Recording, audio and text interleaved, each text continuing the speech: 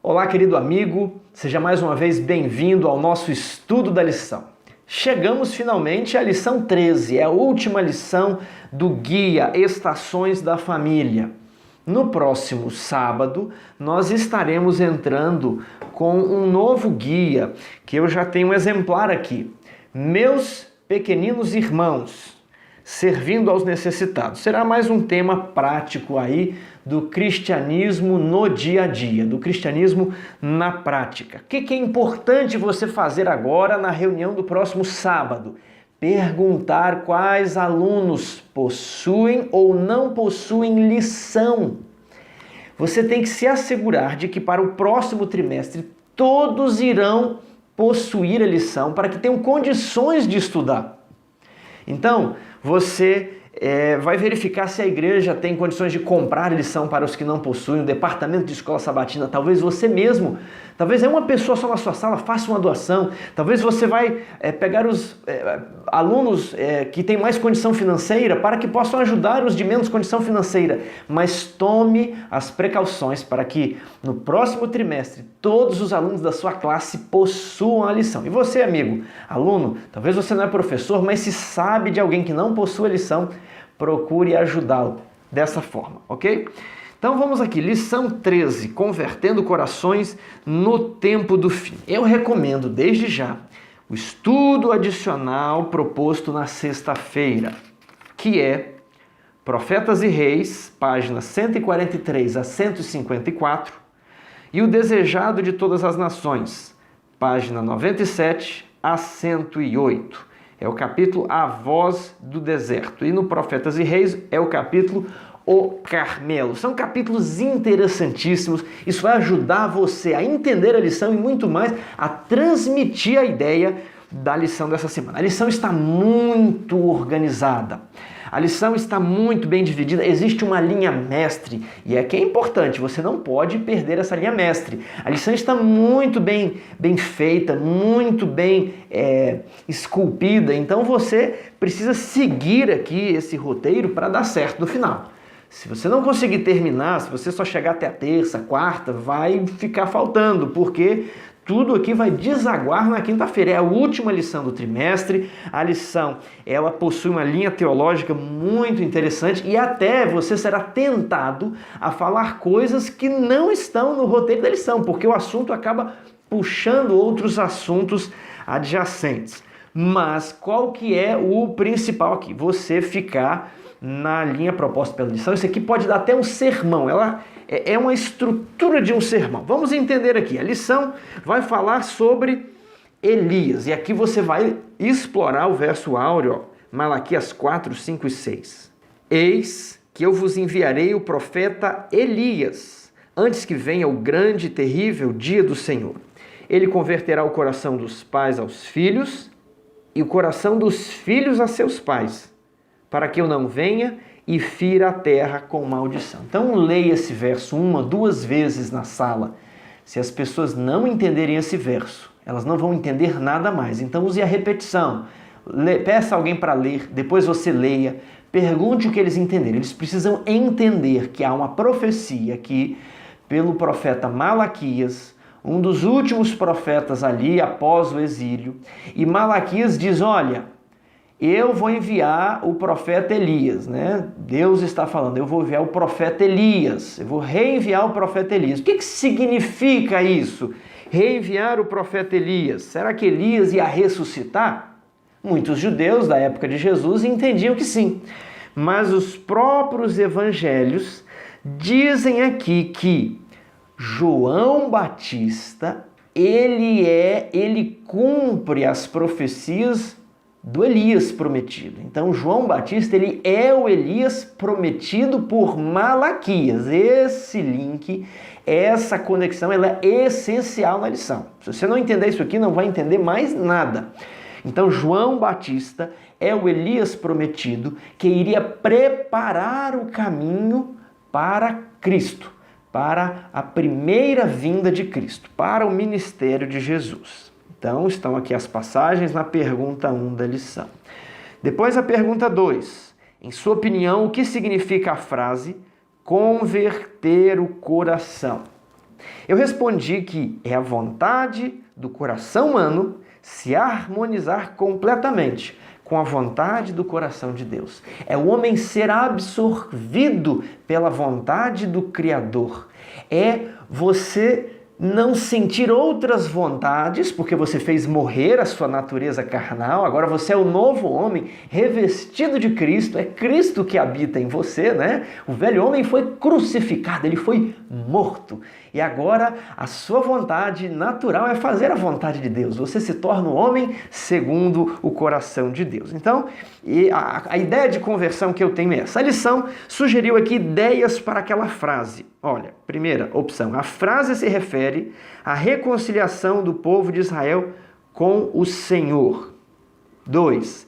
A frase se refere à reconexão das gerações posteriores com os fiéis antepassados mediante a renovação da aliança. Ou seja, você não vai perder a identidade, reviver a fé dos pais. 3. Renovação dos relacionamentos familiares. Eu acho que todas essas 3 opiniões são possíveis, são prováveis, porém existe uma mais forte que se sobressai. Tiago, como você pode dizer a que se sobressai? Nós vamos ver isso aqui, lá na parte de quinta-feira, no verso Lucas capítulo 1, verso 16 e 17. Aqui você tem a própria Bíblia interpretando na obra do Elias, do segundo Elias, João Batista, o que é converter o coração. O que é que Malaquias prometeu que o João Batista cumpre. Eu posso, talvez, dar muita ênfase para a lição ser de família, de uma conversão familiar aqui, do estreitamento dos laços familiares. Mas a interpretação legítima, o Espírito Santo interpretando o próprio Espírito Santo, em Lucas 1, verso 16 e 17, vai nos dar lá em quinta-feira uma ideia de converter as pessoas a Deus. Ok? Então, aqui a perguntinha de domingo. Qual a relação entre a restauração do relacionamento com Deus e a restauração dos relacionamentos em nossa família? Porque um procede do outro, porque o pai é um tipo de Deus para o filho. Então o filho, principalmente pequeno, tem a imagem de Deus, ele projeta a imagem do pai em Deus. Ou seja, ele imagina o que Deus é através por meio do que ele vê em seu pai. Então, queridos pais, muito cuidado com a imagem que você está projetando de Deus nos seus filhos. Às vezes os filhos podem pensar que Deus não é amor, que Deus não gosta, que Deus não faz o bem. Apesar deles ouvirem que Deus faz o bem, por meio do relacionamento pai e filho, eles podem desvirtuar essa relação. Segunda-feira, reencontro da família. Aqui fala a história de Jezabel, Acabe, que se casou com Jezabel, e Jezabel trouxe os pecados ali, a religião de Baal, da sensualidade, da sexualidade para Israel, e a ideia de família foi ofuscada, a ideia de um casamento monogâmico, a ideia da sexualidade bíblica foi ofuscada pelas práticas de Baal. E então aparece Elias. Eu sugiro que você conte essa história. Não haverá muito tempo para ler, então conte essa história de como Elias ele apareceu ali e por que surge Elias, né? Como que a coisa estava tão feia. Você pode falar que haviam sacerdotisas pagãs e essas sacerdotisas ficavam nos templos de Baal e as pessoas iam cultuar Baal por meio de relações sexuais com essas sacerdotisas. E no ápice aí dessa relação eles julgavam estar tendo um contato com o divino.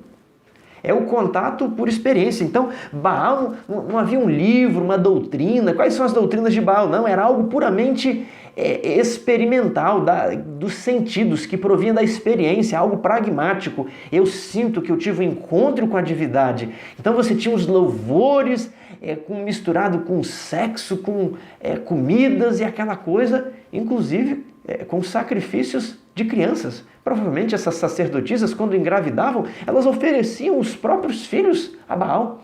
Jeremias, na lição, é mostrado isso, de que Baal também recebia crianças queimadas como oferenda. Então Elias, ele surge, ele fica indignado e ele ora a Deus para que não chova. Está lá em Tiago. Elias, um homem com as mesmas paixões que nós, tão indignado com a apostasia, ele orou para que não chovesse e não choveu. Então ele vai lá na casa de Acabe e fala, não vai chover por 3 anos e meio. E depois Elias ele é sustentado no deserto, Deus cuida de Elias, e depois Elias vai para fora de Israel ser sustentado por uma viúva pobre. E ali Deus opera um milagre com aquela viúva, não falta nem trigo, nem azeite, o filho dessa viúva morre, Elias ressuscita o filho, e então a viúva diz assim, eu reconheço que Elias é um homem de Deus, eu reconheço a superioridade do seu Deus. Então, Elias, ao mesmo tempo que ele repreende os pecados, ele promove uma restauração da família e de uma família não convencional. Era uma mulher, não sabemos se viúva, se divorciada ou se mãe solteira. E um filho. Então Elias, ele cuida inclusive dessas famílias que possuem uma estrutura não convencional, com pai, mãe e filhos. E agora nós chegamos em 1 Reis 18, parte de terça-feira, convertendo corações no altar. E aqui eu sugiro você destacar alguns textos. Quais textos que eu destaco em resposta à pergunta 5? Leia 1 Reis 18, 20 a 45. Escreva nas linhas abaixo a essência desse episódio. Eu comecei minha leitura um pouco antes, no verso 18. Por quê? Nós entendemos quem é Elias. Então vamos lá. 1 Reis 18, 17. Acabe se encontra com Elias e diz assim, és tu perturbador de Israel? Elias não bateu continência para Acabe. Elias falou com respeito, mas deu uma resposta firme. Eu não tenho perturbado a Israel, mas tu e a casa do teu pai, porque deixaste os mandamentos do Senhor e seguistes os balins. Foi a resposta firme. Poderia ser morto, estava jurado de morte, mas não teve medo. Disse o que deveria ser dito para Acabe. Agora, nós temos no verso 21, Elias se chegou a todo o povo e disse, até quando cocheareis entre 2 pensamentos? Se o Senhor é Deus, seguiu. Se é Baal, seguiu. Porém, o povo nada respondeu. Aqui você pode provocar a sua classe. E você fala, olha, até quando vocês vão ficar com um pé na igreja e um pé no mundo? Até quando nós vamos vir aqui à classe e pedir, olhe por minha vida espiritual? Ora, sua vida espiritual tem que ser firme, tem que ser forte, não deve haver dúvida, você tem que ter fé. A dúvida é oposta à fé. Você tem que ter fé que Cristo te salvou, que Ele é o galardoador de todos os que o buscam. Então, até quando vamos cochear entre estudar e não estudar a lição? Olha quantas coisas que você vai trabalhar na sua classe a partir desse texto. Até quando cocheareis entre 2 pensamentos? Até quando nós vamos ficar indecisos com o tipo de alimento que damos aos filhos? Se são historinhas da Bíblia, se são historinhas fictícias, se são historinhas de super-heróis. Até quando nós vamos ficar cambaleando entre 2 pensamentos, entre 2 filosofias? O que o povo respondeu? Nesse momento, nada. O povo ainda continuou cambaleando. Quando que o povo responde? Só no final da história. O que Elias faz então? Depois que os profetas... Você vai contar essa história, ok? Eu estou resumindo aqui para o vídeo não ficar longo. Você vai contar essa história. Elias faz um convite. No verso 30. Então Elias disse a todo o povo, chegai-vos a mim. E todo o povo se chegou a ele. Como tratar um filho que está com o coração longe do pai? Como tratar um pai ou uma mãe ou um irmão que está com o coração longe de você, filho? Chegai-vos a mim. Chame para fazer uma visita, um almoço, marque um passeio. Convide aquele familiar distante. Chegai-vos a mim, convide ele para a sua casa. Não espera, meu pai não me convida, meu filho não me convida, meu irmão não me convida, meu tio não me convida, não. Chegai-vos a mim. É o convite do Salvador. Chegai-vos a mim. Ou eis que estou à porta e bato. Você vai lá, você se convida, você se achegue até ele. Elias disse a todo o povo, chegai-vos a mim. Todo o povo se chegou a ele. E Elias restaurou o altar do Senhor que estava em ruínas. Porque aquele coração estava distante do coração do pai. Porque aquele pai estava com o coração distante do filho. Ou porque aquela família estava com o coração distante do Senhor. Não havia altar do Senhor naquela casa. Mas hoje a gente não sacrifica ovelha. Não. O altar é o culto familiar, de manhã e de noite. Deve haver o culto pessoal e o culto com a família, com os filhos. Queridos pais, se você não está fazendo culto com seus filhos, a probabilidade deles saírem da igreja, deles perderem a sua fé, deles ficarem confusos diante das tentações, é muito grande. Queridos pais, se vocês estão divididos entre dois pensamentos, falta alguma coisa. Eu não conheço nenhuma família que ora e que faz culto todos os dias, de manhã e de noite, ou pelo menos de noite, ou pelo menos de manhã. Eu não conheço nenhuma família que faz isso todo dia. Eu não conheço ninguém que leia a Bíblia todo dia que esteja confuso, que não tenha fé. Pode ter uma outra interpretação diferente, pode ser evangélico, pode ser católico, mas ele está firme na fé, ele está praticando o que ele acredita. O primeiro sintoma de que o coração está frio para com Deus não é na aparência exterior, não é em pecados abertos, mas é na falta de oração e na falta de leitura da Bíblia. Você, pai, precisa restaurar o altar da família na sua casa. Você, pai, é o responsável. Não é a sua esposa, não é a sua mulher, não é a sua filha, é você, pai. Se a sua família não possui um pai, é talvez o filho mais velho, é talvez a mãe, mas Deus cobra de alguém. Existe um líder nessa família, existe um responsável. E nós, homens, estamos deixando as mulheres dirigir o louvor, as mulheres pregar, as mulheres ser anciãs, né? Mas Deus tem uma grande responsabilidade para você, homem. Assuma o seu papel de liderança, assume o seu papel de patriarca na família. Chame seu filho, chame os seus familiares e restaure. Dá para começar hoje.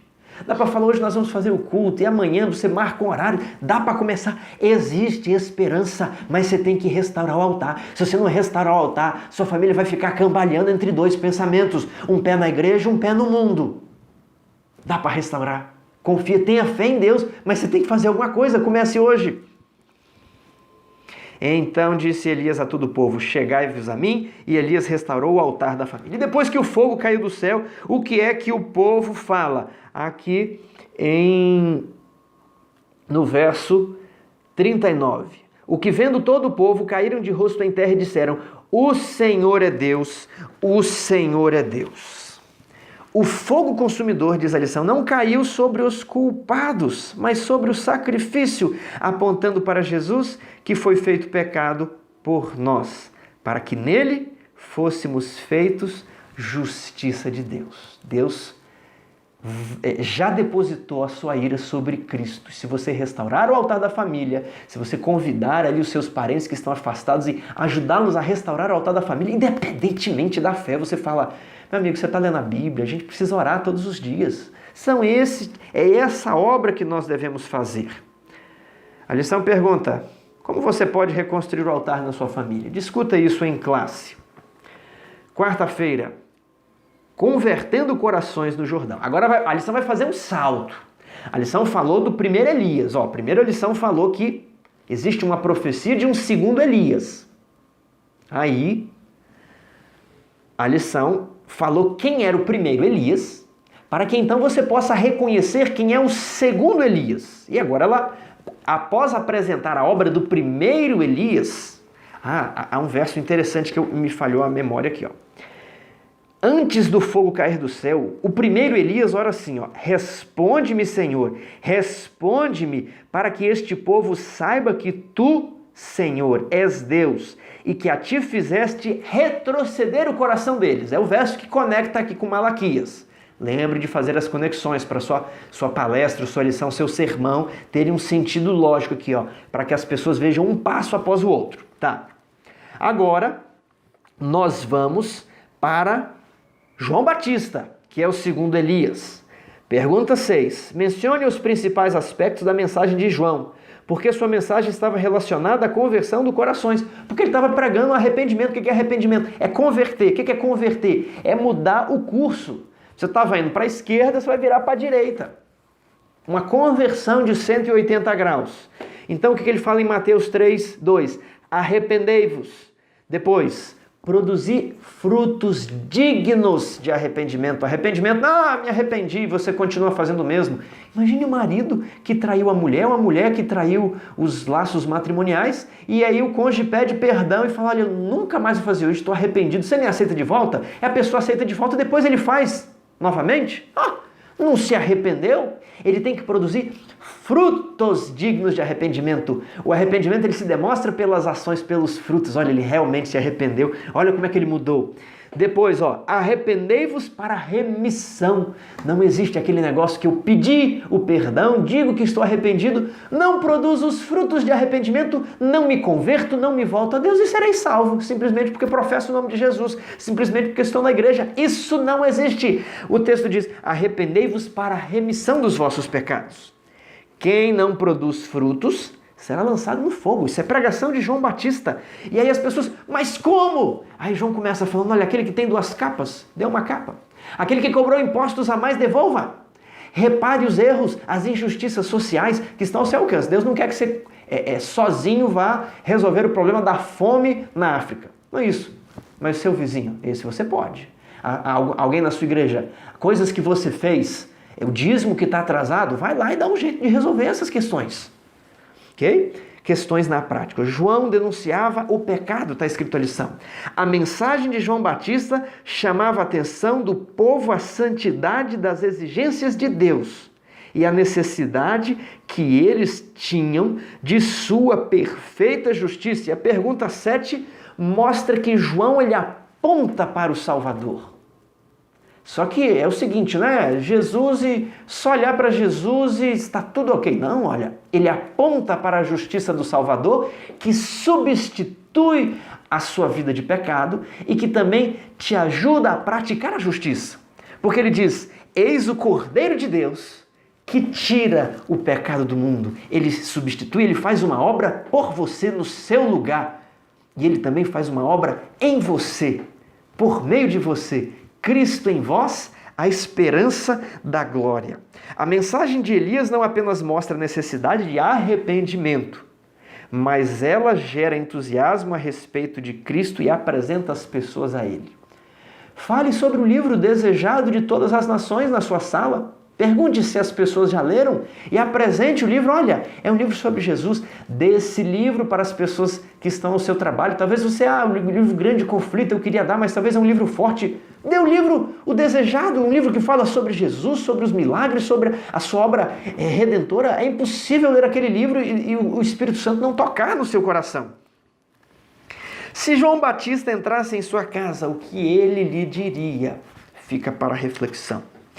Chegamos à parte de quinta-feira, convertendo corações nos últimos dias. Pergunta 8. Com espírito de oração, leia Lucas 1, 17.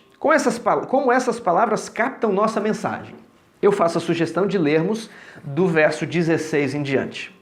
E converterá muitos dos filhos de Israel ao Senhor seu Deus, e irá diante dele no espírito e poder de Elias. Veja aqui que ele está pensando o texto de Malaquias.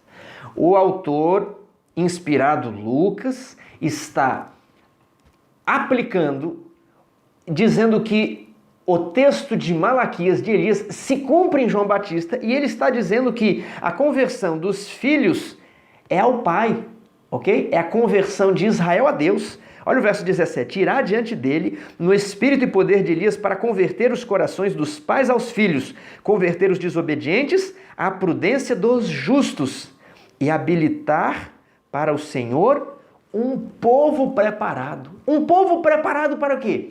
Para a primeira vinda de Cristo. Então você percebe aqui que o primeiro Elias, ele foi um homem de fala franca. Um homem manso, mas de fala franca. Ele não foi como Arão. Arão é considerado equilibrado, mas Arão não foi equilibrado. Moisés tinha o espírito de Elias, não Arão. Quando indagado sobre o bezerro de ouro, Arão disse o seguinte: Moisés, eu joguei isso aqui no fogo e surgiu esse bezerro. Arão ficou satisfazendo a vontade do povo. Agora, nós temos também um outro extremo, que é Jeú. Jeú dizia-se ser zeloso, mas não era o zelo do Senhor. Era um zelo não santificado, era um zelo violento. Quem é equilibrado? Equilibrado é Elias. Elias repreendeu Herodes, mas é equilibrado. O espírito e o poder de Elias é que devem ser imitados, porque João Batista tinha o espírito e o poder de Elias. Então, Elias foi assim, ele pregou a mensagem de convertão. Olha, até quando vocês vão cochear entre os dois pensamentos? João Batista foi assim, um homem de fala franca, direta. Olha, arrependei-vos, produzi frutos dignos de arrependimento. Ele repreende Herodes. E nós, como devemos ser? Nós devemos ser como Elias. Nós devemos preparar caminho para a segunda vinda de Cristo, assim como João Batista preparou o caminho para a primeira. Nossa família pode pregar o arrependimento sem precisar de abrir a boca. Interessante. Você pode ser um Elias no seu trabalho, na sua faculdade, nos seus estudos, com seus amigos, qualquer lugar, sem precisar de abrir a boca. Pelo seu comportamento ou pelas suas maneiras firmes de dizer o que é certo e o que é errado, o que você acredita, as suas convicções, a sua fé, sem precisar ofender os outros. Você precisa ter fala franca. A mensagem que temos para o mundo é também uma mensagem para nós. Não adianta pensar que você vai converter o mundo e você não converteu a sua casa, a sua família ou você mesmo. Lembrem que sua família deve ser como Elias, não como Arão e nem como Jeú. O equilibrado da história é Elias.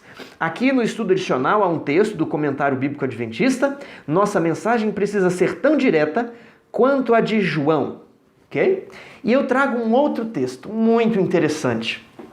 Está aqui em Testemunhos para a Igreja, volume 1. Já está um pouco apagado o título, mas é Testemunhos para a Igreja, volume 1, página 321. Diz assim: os que foram impelidos a dar um claro e direto testemunho no temor de Deus, para reprovar o erro, para trabalhar com todas as suas forças, para edificar o povo de Deus e estabelecê-lo em pontos importantes da verdade presente, têm muito frequentemente recebido censuras em lugar de simpatia e auxílio. Enquanto os que, como você, assumiram uma posição neutra, são considerados dedicados e possuidores de um espírito moderado. Deus não os considera assim. O precursor do primeiro advento de Cristo era um homem de fala franca. Ele reprovava o pecado e chamava as coisas pelo devido nome. E a lição aqui está querendo dizer o quê? A lição está querendo dizer que você tem que ser como Elias. A sua família tem que ser como Elias. A sua igreja tem que ser como Elias. Não dá para ficar pondo panos quentes nas transgressões que devem ser repreendidas. Mas você não pode ser violento com o zelo não santificado como de Jeú. Você tem que ser equilibrado, e o homem equilibrado na Bíblia é como Elias. Veja só como termina esse texto. Neste terrível tempo, justamente antes de Cristo vir pela segunda vez, os fiéis pregadores de Deus terão de dar um testemunho mais direto que o de João Batista. Um trabalho de alta responsabilidade acha-se diante deles, e aqueles que falam palavras suaves, Deus não reconhecerá como seus pastores. Um terrível ai repousa sobre eles. Esse testemunho aqui foi dirigido a um pastor, mas ele se aplica à sua família, aos anciãos, se aplica aos jovens, se aplica a pastores, se aplicam aos alunos da escola sabatina, se aplica a todos. O chamado de Deus é para sermos como Elias, para convertermos os corações dos homens ao Pai, para levarmos a segurança, o bálsamo, a restauração dos laços familiares. E como isso é feito? Primeiro mostrando Cristo às pessoas, mas não nos esquivando de dizer o certo é certo, o errado é errado. Hoje há uma tendência muito grande de achar que devemos ser politicamente corretos e não podemos falar as coisas Não podemos pintar o pecado com as suas cores malignas, mas temos que dar outros nomes, porque senão podemos afastar as pessoas. Eu gosto muito de um pregador, você talvez deve ter acompanhado o pastor Paulo Júnior. Não concordo com todas as suas interpretações bíblicas, mas acho que o tom das suas mensagens, os seus temas de repreensão, de chamar as pessoas de volta ao Evangelho, de mostrar e repreender a pecaminosidade, a impiedade do homem e dizer que eles têm que se submeter a toda a vontade revelada de Deus, essa é a tônica da pregação de Elias. Então, meu querido amigo, como vamos agir aqui com os seus filhos? Você deve chamar os seus filhos até você, restaurar o altar da família, mas o certo é certo. O pecado deve ser chamado pelo devido nome, não no zelo violento de Jeú, mas nem na moderação de Arão, porém no poder e no espírito de Elias. Eis a nossa única esperança para segurar os jovens na igreja.